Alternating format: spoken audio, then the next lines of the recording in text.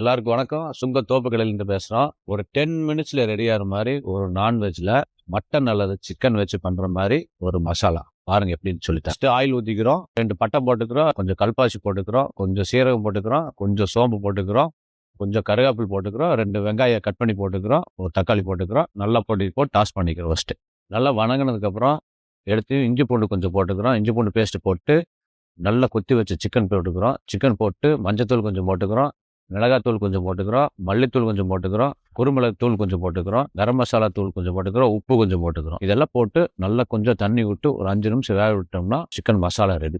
10 நிமிஷத்தில் சூப்பரான கீமா மசாலா ரெடி. இது சிக்கன்லேயும் செஞ்சுருக்கிறோம், மட்டனில் வேலை நீங்கள் செய்யலாம். இது சப்பாத்திக்கு கிரேவியும் வச்சுக்கலாம், தொக்கு மாதிரியும் வச்சுக்கலாம். சூப்பராக இருக்குது.